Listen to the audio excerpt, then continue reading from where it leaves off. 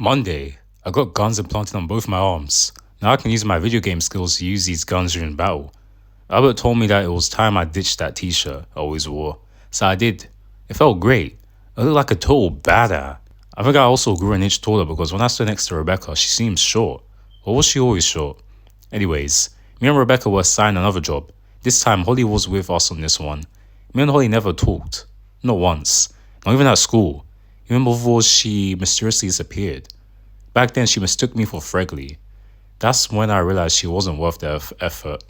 Plus, she likes Bryce. Even now, Bryce is the only one she talks to. Holly is a netrunner. She's a skilled hacker who uses cybernetic interface to navigate and infiltrate the digital world to steal valuable data, corporate secrets, and other things like digital money.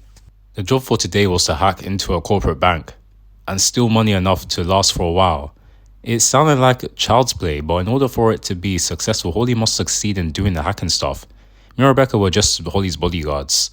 When we entered the fan, there was a bathtub filled with ice-cold water. Holly stripped nude. I looked away. I connected wires into her head. Then she entered the bathtub and laid in it, like she was taking a bath. Rebecca drove us to the bank. This time around, she drove less like a drunk orangutan. She has been awfully quiet ever since she read my journal. We reached the bank. Me and Rebecca waited outside. Suddenly, neo-Plainview enforcers came to us. Their drones scanned us. I was classified as a wanted criminal? Rebecca gave me the look. She wanted to fight. I filled my guns. So did Rebecca. We were beside each other. Come on, let's go! Let's run dry! I'll beat your head out of two, sucker! Suddenly, I remembered the dream.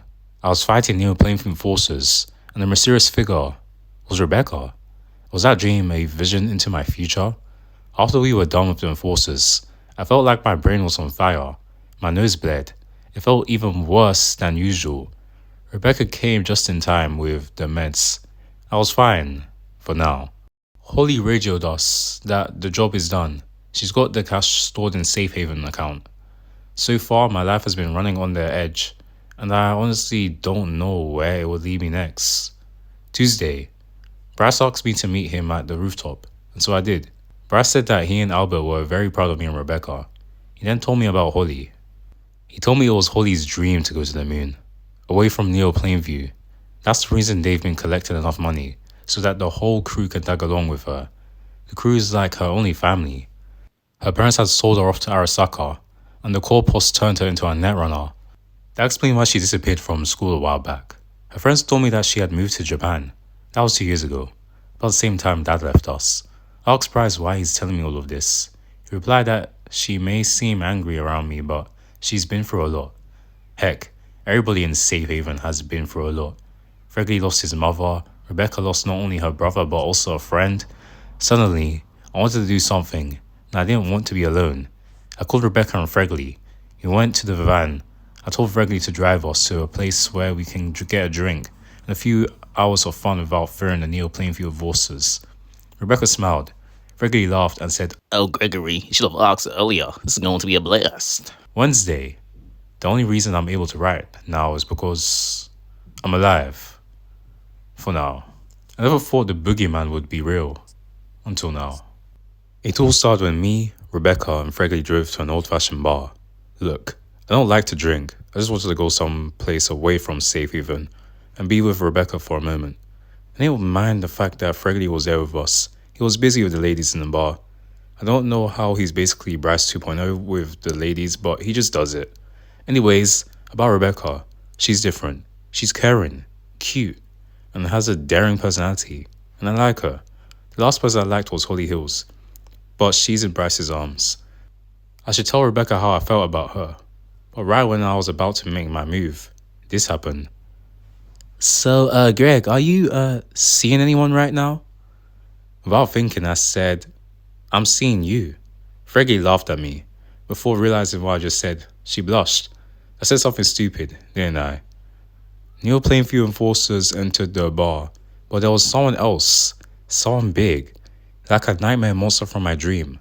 One of the enforcers called out a warning to me and Rebecca, saying they will have to use force if we don't turn ourselves in. Then, the large figure spoke.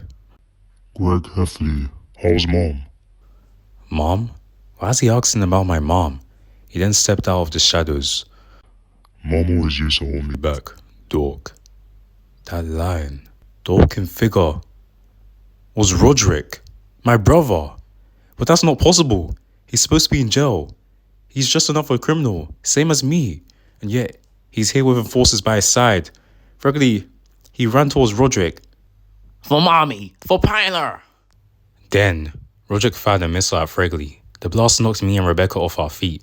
When the smoke cleared, all that's left was Fregley's charred remains. Rebecca was in tears.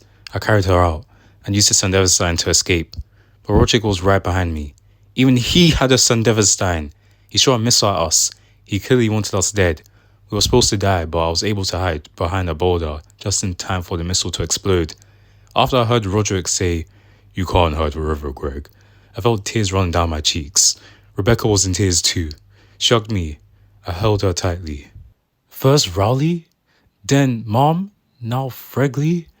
Even though I never really engaged with him that much, I still consider him as a friend. And now, Roderick's a monster. I don't know how or why, but it certainly has something to do with Arasaka. They must have cleared his records and turned him into a cyber beast. But if Arasaka can clear any criminal record, maybe they can clear mine too.